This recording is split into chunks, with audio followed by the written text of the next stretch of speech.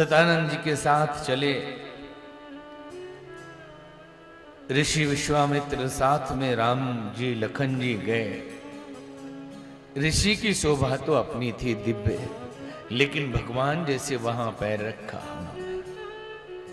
धनुष यज्ञ के लिए जो मंडप था बड़ा सुंदर था, मध्य में धनुष रखा,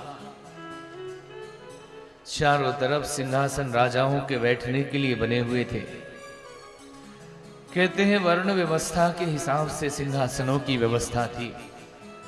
नर नारी बाल वृद्ध सभी दूर से देखने का इंतजाम उनके लिए था। भगवान सभा के मध्य में पहुंचे और प्रभु की अलौकिक छटा को देखकर सब देखते ही रह गए। जितने मनुष्य, जितने प्राणी, जितने लोग वहां थे, सबको भगवान दिखे, परंतु भगवान को देखा सबने अपने अपने दृष्टिकोण से। जो जैसा था वैसे भगवान दिखने लगे उनको। भक्तों को भगवान दिखाई पड़े। हजारों सिर, हजारों पैर, हजारों नेत्र, सब कुछ विराट दिखाई पड़ा। नारियों को कामदेव दिखाई पड़े, दुश्मन राजाओं को दुश्मन दिखाई पड़े। गोस्वामी जी ने लिखा, जिनकी रही भावना जैसी, प्रभु मूरत देखी तिन तैसी। जिसकी भावना जैसी थी, भगवान के रूप को उसने वैसा ही देखा। जैसे भगवान थे वैसा किसी को नहीं देखा। सच्चाई यह है कि संसार में, संसार की चीजों को हम यथार्थ में कभी नहीं देख पाते हैं। वैसे ही देखते हैं जैसी हमारी मान्यताएं होती है, जैसी हमारी सोच होती है, जैसी हमारी दृष्टि होती है। दृष्टि के अनुसार व्यक्ति सामने की वस्तु को देखता है। संसार में कोई अच्छा नहीं, कोई बुरा नहीं।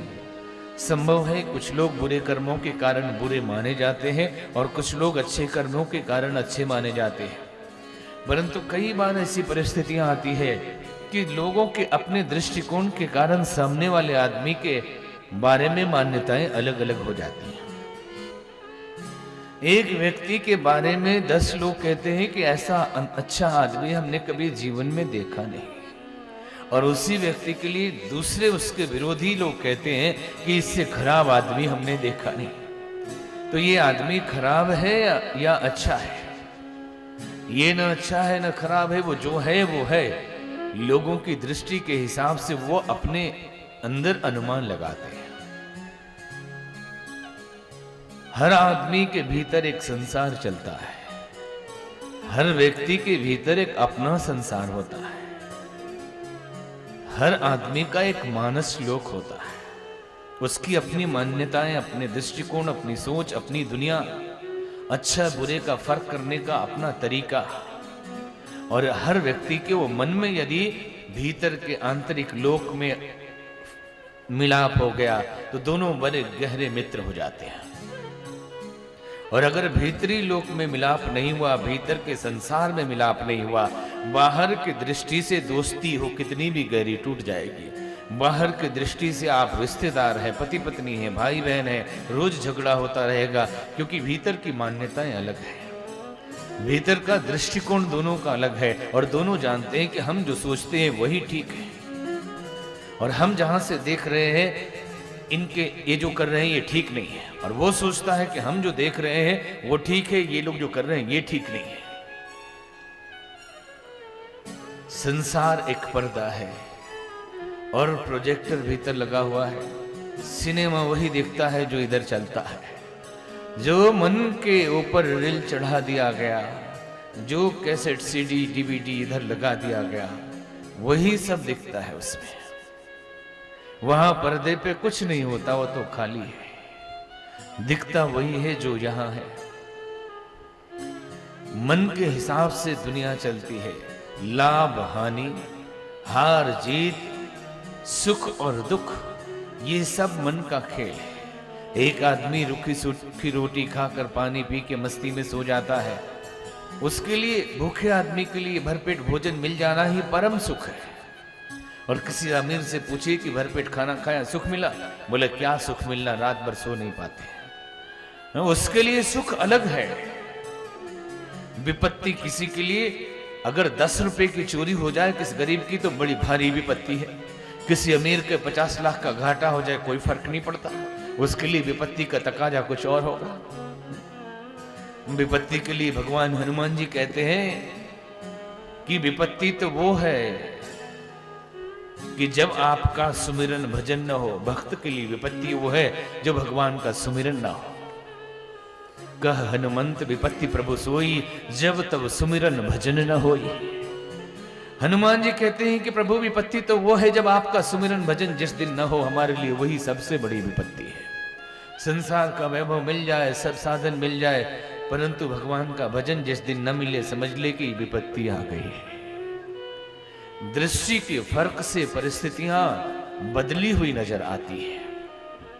सुख और दुख दृष्टि के अनुसार बनते हैं, स्वर्ग और नरक भी दृष्टि के अनुसार ही बनते हैं। थोड़े शब्दों में इसे समझ लें,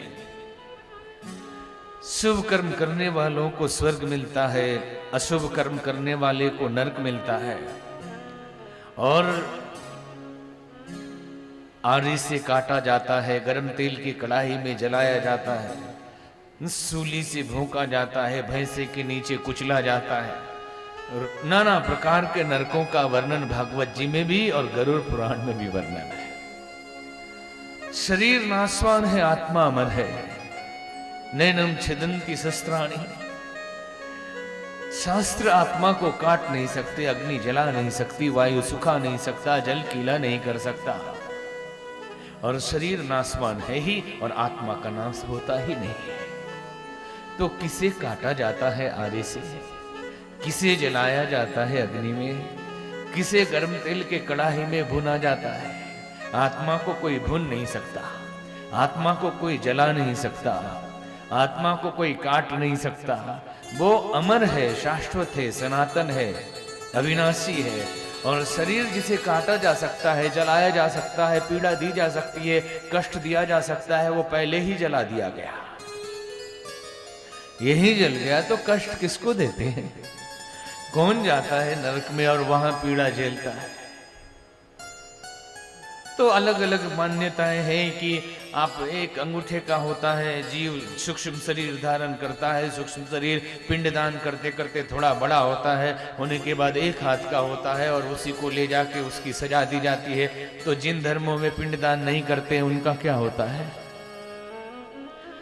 जिन धर्म के लोगों का पिंडदान नहीं होता है, उनके अंगूठे के आकार से क्या वो सूक्ष्म शरीर बड़ा नहीं होता? और उन लोगों को सजा नहीं दी जाती? क्या सजा केवल हिंदू धर्म वालों के लिए बना है? इन्हीं लोगों के लिए बनी है ये सजा? तो आदमी डर के मारे बोले धर्म ही छोड़ दो, वहां चलो जहां सजा नहीं मिलती। घोर कठोर गर्जना हुई, धरती डोलने लगी, सूर्य के घोड़े अपना मार्ग मोड़कर आगे चलने लगे, कच्छप कलमलाने लगे, राक्षस देवता सबने अपने कानों पे हाथ रख लिया और भगवान की जय जयकार होने लगी। प्रभु दो चाप खंड मही डारे, देख लोग सब भय सुखारे। भगवान ने दोनों धनुष के टुकड़े भूमि पे रख दिया, सारे लोग सुखी हो गए। धनुष टूटते ही विवाह माना जाता है। अभी तो बीच में बहुत प्रक्रिया होगी, लेकिन जैसे ही माला लेके सीता जी चली राम जी के गले में पहनाने, तो राम जी थोड़े लंबे हैं और सीता जी छोटी है थोड़ी। तो लखन जी आए और लखन जी ने कहा,